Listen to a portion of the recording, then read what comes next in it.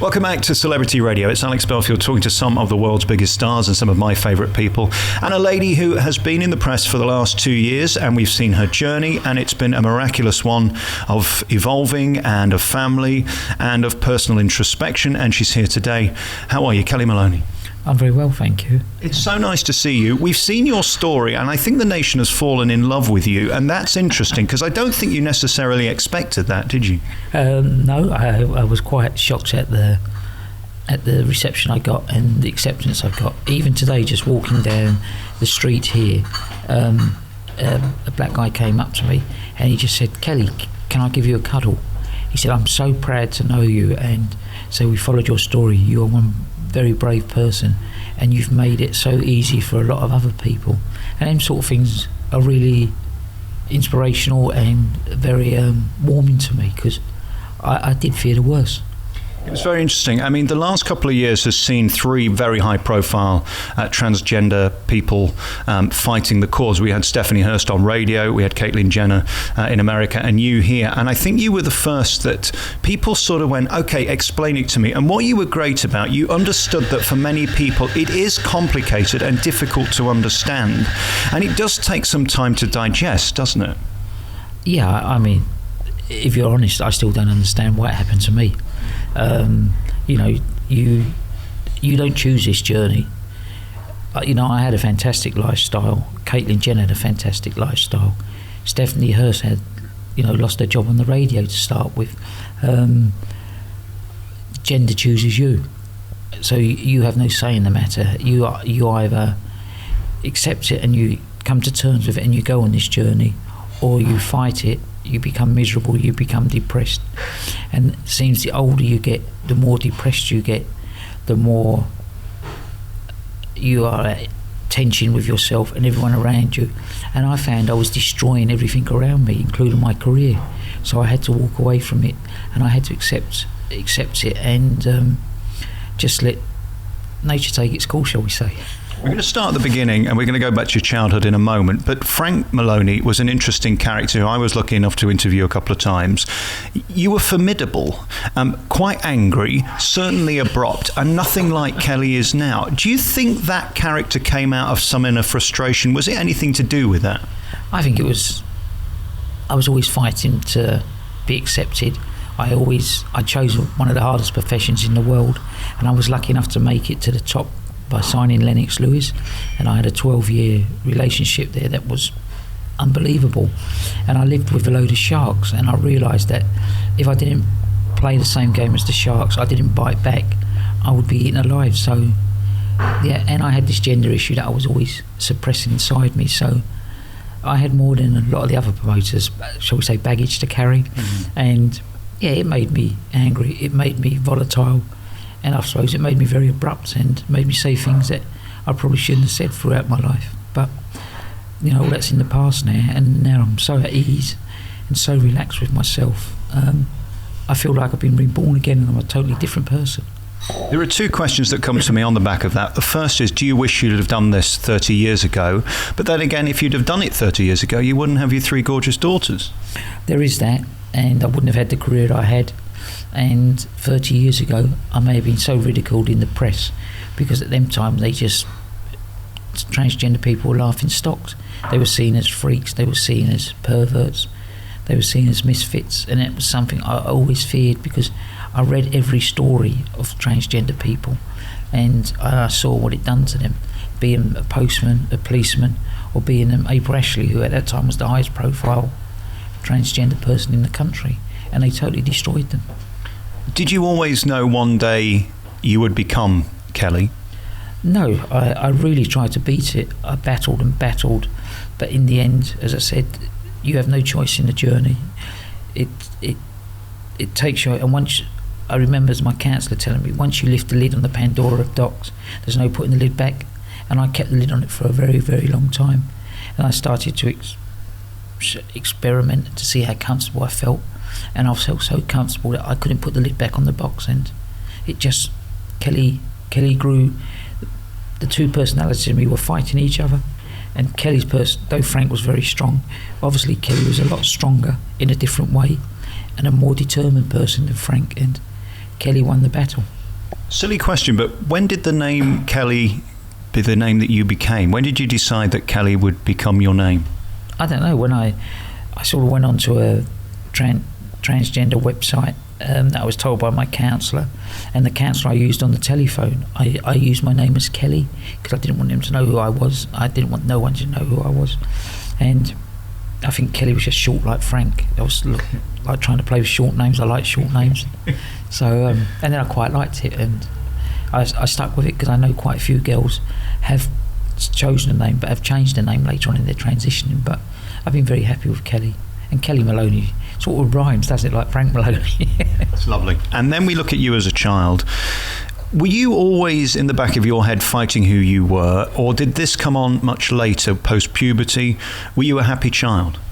I think I was a happy child. My mother says I was quite withdrawn at certain times. I liked to play, but I knew I was different, but I didn't know what it was. I had no concept of what it was. I just felt different. I had friends, boys and girls. I liked playing games. I tried to play every game the boys played. I competed because I wanted to be one of the boys. I enjoyed girls' company. I was happier in female company, but I never let that be known. So I just always, I took up going football, and my dad took me to Millwall, and I became a fanatical Millwall supporter. I took up sport because that's what my dad wanted, and I had two brothers, so I was always competing with my brothers, and I didn't want to be different, because in them days, if you had ginger hair or you had a stutter, you were picked on. Then we look at relationships, and you get to the point where you meet your first wife. Was that a point where you questioned it, or was that still normal at that stage and you were in love with her and that was all okay? No, I was definitely in love with Jackie. I met Jackie when we were both very young, and we grew up together in Peckham, and we went out a bit, and I felt comfortable with Jackie because I didn't have to prove myself to everybody. I had a girlfriend, and I didn't use her as a shield or anything, but I just felt so comfortable. Where the other my friends would love chasing girls, have stringer girlfriends. I grew to love Jackie, and we split up over some personal issues, our families, typical of Peckham, and we went our separate ways. And then later in my life, when my family split up and I moved to live with a friend called Alan Ferris, it was sort of the first gay person I'd ever met. He worked in the civil service where I worked as a trainee restaurant manager, and he was looking for a flat and I was looking for somewhere to live, and for some unknown reason we bonded in a very strange way. It was the most oddest thing ever. It was this South London boy with this outrageous flamboyant gay character that was, and in them days gay still wasn't fully accepted, but he did not care, and he taught me to be myself. And I actually told him that I had this inner thing and how I felt, and I said I always wished I was born a girl. I said I used to go to bed at night and cry that I could be a girl. And he said, well, if that's what you want to be, just do it. He said, why worry? And I started living as Kellie. When I wasn't at work, I grew my hair long. In them days, your clothes were quite ambiguous, so no one really. I used to wear flared trousers, sort of heel shoes, and quite flowery shirts. So no one really bothered because you had David Bowie, you had everyone like that out and about. So, and I used to wear beads and everything. And then in the evenings I would dress as Kellie and I would go out with Alan. And how old were you at this stage? I was about 17 and a half, 18, and my young brother lived with me, and I was always worried that he would find out. And Alan used to say, oh, well, if he sees any of the clothes, we'll just say they're mine. And as soon as my brother we'd hear him at the door, I would go into the bedroom and change back into sort of Frank mode, you know, with making sure I'd taken my makeup off and things like that. I wasn't very good with the makeup then. And then my dad came back into my life, and out of the blue I panicked, and I went and got my hair cut. I rejoined the boxing club and started going back, and I sort of started distancing myself from Alan. But my dad took a real liking to Alan, so that was okay, because I feared, because my dad really never knew no one gay or met any gay people at that time, and the world was very different then, very different. You was either heterosexual or, in them days, they were known as queers, or it wasn't liberated. I guess you're either straight or wrong, I suppose. Yeah, black or white, wasn't it? And that's how I saw the world. There was no grey area, but Alan was in this grey area, and he just didn't care. And for some, I don't know how it happened, but Jackie phoned me or something. She found out where I worked, and she phoned me, and she asked to meet me, and she started coming and staying at the flat. And again, Alan really liked her, and she liked Alan, and she asked to move in the flat, and because she said she was having problems at home, and I said yes, and she moved in, and within 6 months we got married, and I thought again I could beat it and lock it away, and then we had Emma, our child, and then Alan was godfather to Emma, and he stayed in my life and Jackie's life and Emma's life. But when I went back into boxing, I actually panicked about Alan, and I had to put my hand on my heart and say I was very disloyal to him. I distanced him and never spoke to him because I was frightened someone would pick it up in the boxing world as I grew and think, because again, no one ever came out in the sports world or anything like that.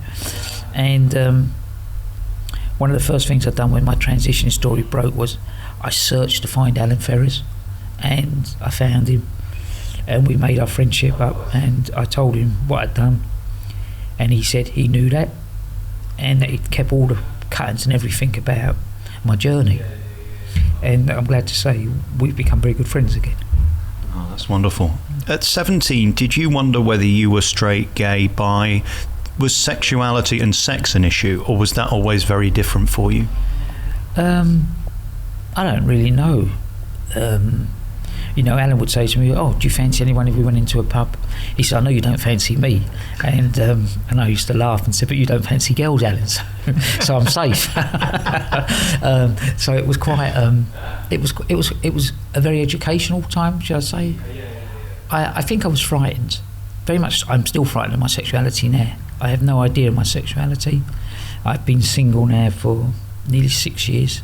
Since I split with my partner Tracy. I've been out on a few dinner dates. I have been, probably about 5 or 6 dates I've been out on, but they don't seem to hold my interest. I think I want to be stimulated mentally before I become stimulated anywhere else. And and I've found most of the people I've been out with quite boring, and I don't know if they're intimidated by me. I find that hard if they are, but I do tend to talk a lot, but I find they don't be able to hold conversations, and I don't know if I judge them on the standards of Frank, because I was always sort of bubbly when I went out, always sort of smart, and if I was with a girl, even just talking, I'd want to buy her a bottle of champagne and that probably was just the show-off side of me, or something nice, I'd take it, and I haven't found that, but I do find men find it hard to, I think, date transsexual women, and I think that's the third chapter of my life now. I came to terms with myself in my first chapter and started coming out, and the second chapter I accepted myself and started living properly, and I found myself, so I'm very comfortable in my body now and with my gender.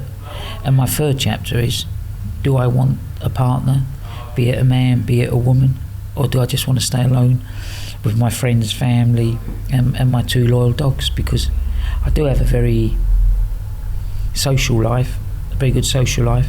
I have a very happy family around me, a contented family, and I do consider my daughters and everything I do about either upsetting them or pushing the boundaries too far. But I don't say no, because I may walk into a room one day and a light may go on in my head, and that may be the person that I would pursue. I have tried a few dating websites without much luck. When I tell them that I'm transgender, it freaks them out.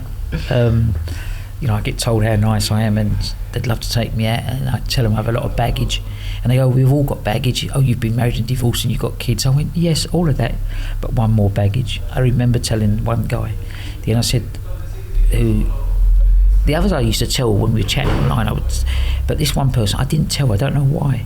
And we got talking and it went on, and all of a sudden he sent me his phone number and he asked me to phone him, and I phoned him without realising that I hadn't told him who I was, that I was transgender. So we were talking. I said, you said you're very open-minded, and he went, yeah, of course I'm. He said, I'm a man of the world. I went, oh, I said, that's good. He said, we've all got baggage. I went, yeah. I said, but I've got quite a lot. He went, well, I've got a lot of baggage. I went, not like what I've got. I said, have you heard of, and he was quite into sport, and I think that's why I got a bit muddled, because we were talking quite a bit of sport, and he said, I've never known a woman who liked sport as much and understands sport. And I sort of said to him, have you heard of Frank Maloney, Kellie Maloney? He went, yeah. He went, that boxing promoter cut his dick off. And I went, yeah. And I sort of swallowed, and I went, yeah. I went, well, that's the baggage I carry. And he went, you're fucking Frank Maloney. I went, well, I was.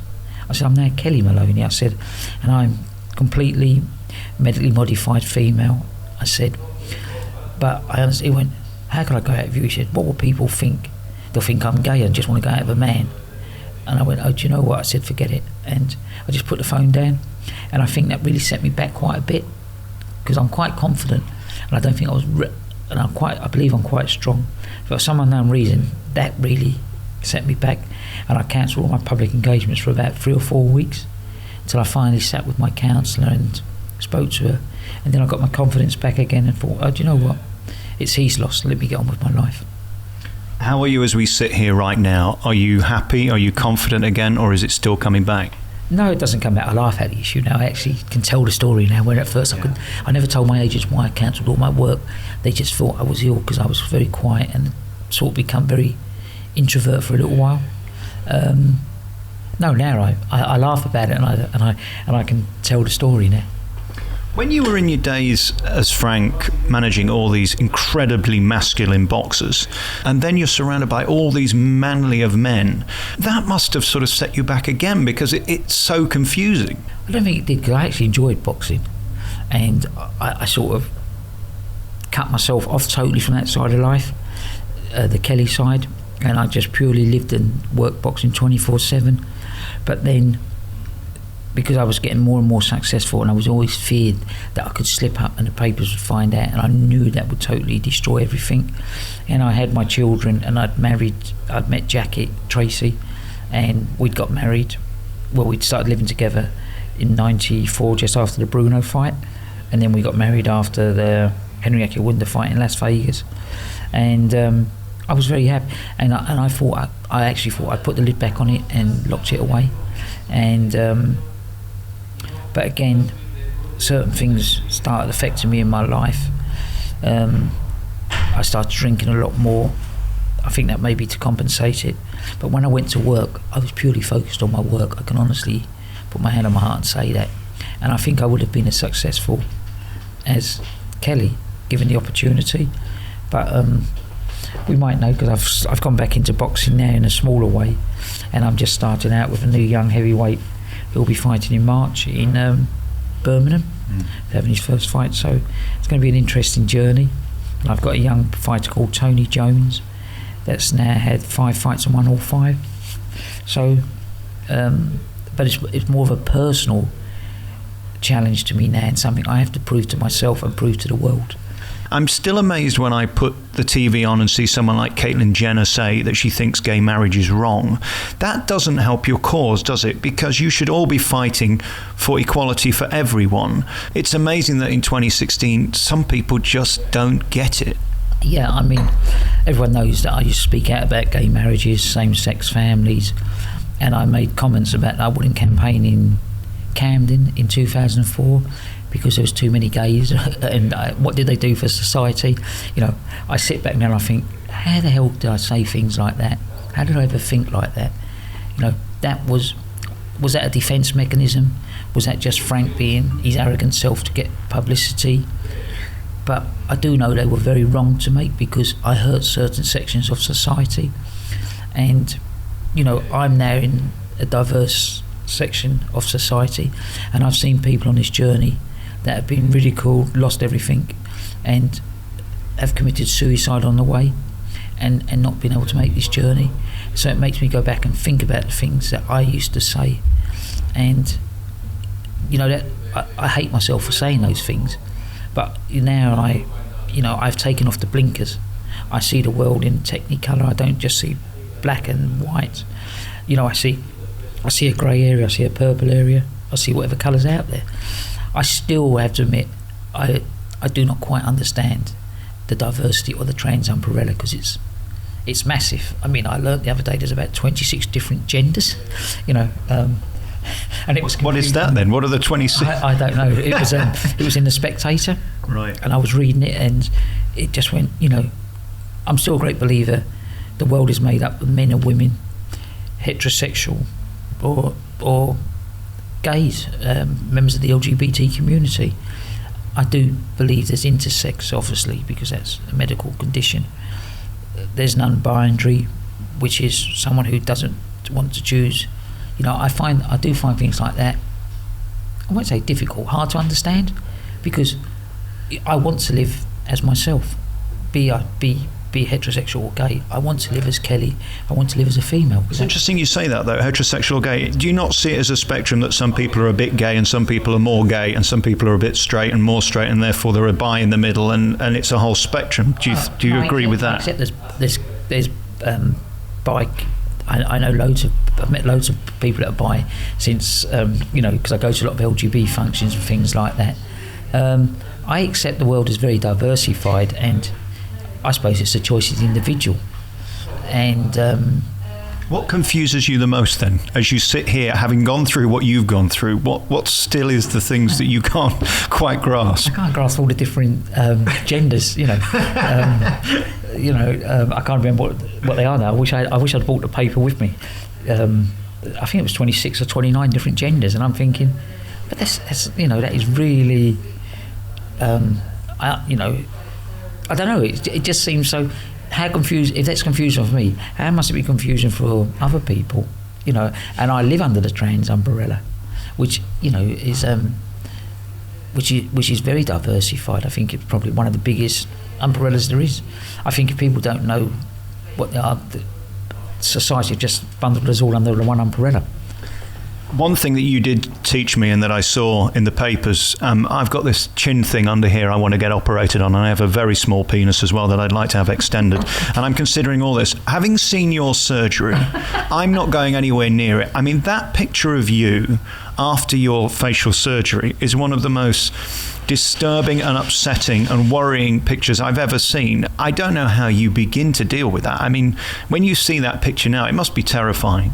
I actually laugh at it now, but you have to remember, I really didn't remember much about that. I was in intensive care, and I was kept in a coma for 4.5 days.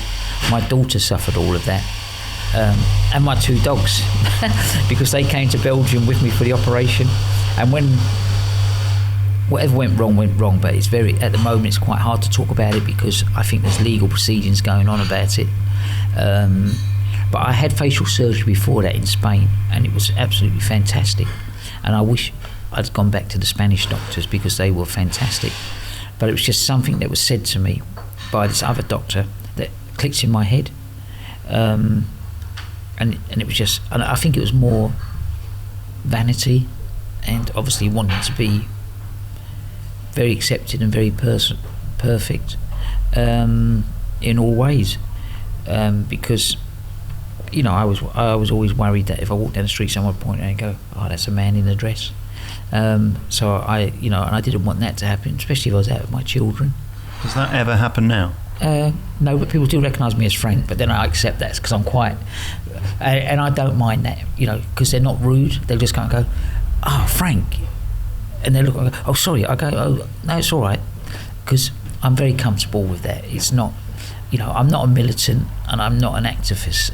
As much as I like to go out and preach, and not preach, but help educate and get people to understand the gender issue, I'm not from the militant side, or I'm not really an activist. I'm just me, and I like to give back something to the community, because they helped me through some very dark moments. I want to talk about your daughters, because I saw them on a TV show you did. It can't be easy, can it, when Dad suddenly says he's going to become Mum? And I know there was that wonderful discussion about, can I still call you Dad? They're such great ambassadors of you and what you've done to them, because the way they've dealt with it is very graceful. Others would have run a mile, because it's a lot to deal with, isn't it? Yeah, it wasn't just the way I dealt with it. It was the way their mother dealt with it, Tracy. It was the way their big sister Emma dealt with it, and you got Emma had her own family, and I've got 2 grandchildren, and she was so good with them, and she made it easy, and I think children are a lot more liberated today than they are, except for if it happens in their family, it's quite a shock. But my girls have been very good. They've been great ambassadors. They actually speak at some LGB functions, and they meet with other trans people and talk to them about their children, because quite a few trans people have lost their family on the way. But I'm glad to say I hear much more, shall we say, welcoming stories these days. A lot more accepting it, and it's. I'm not going to say it's easy, because it's not it'll never be an easy journey, but it may come a time when no one will blink an eyelid. The newspapers won't even bother writing about it.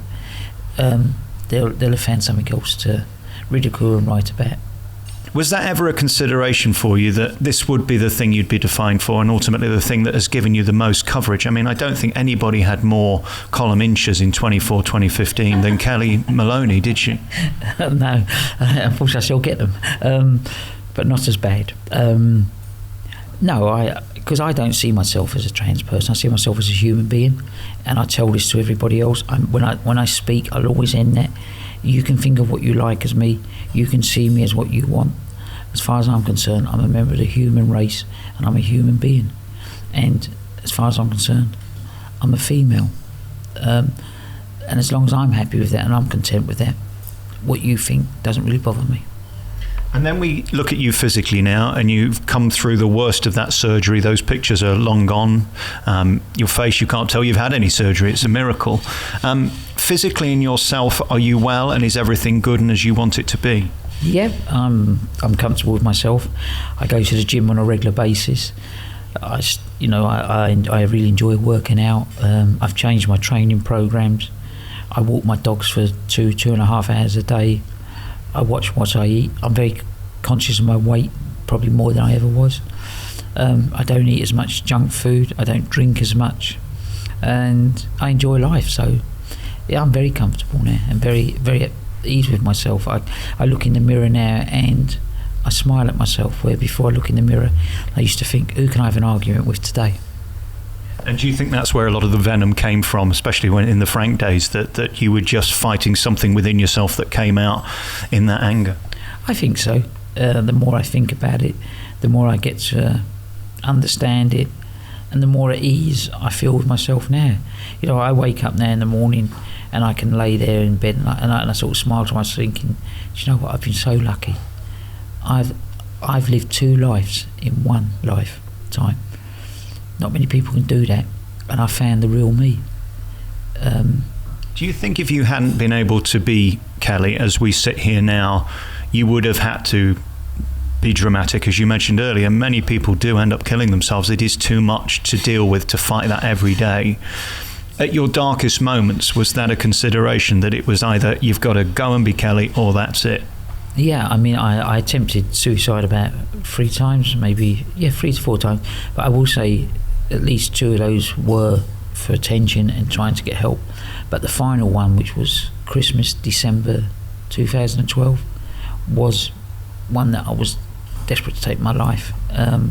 My partner had invited me back, because we wasn't divorced at the time, to the family house, and I misread it, thinking that she'd invite me back, thinking that we could try and work this out.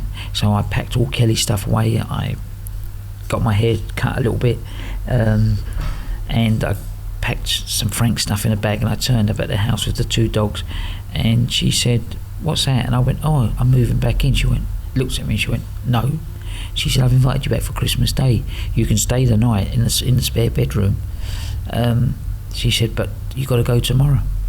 She said, "We've made up," and I think that again was a big upset for me, and I was quite upset. So I went down the pub that lunchtime, and I went straight in and I ordered a bottle of champagne and just drank the whole bottle to myself.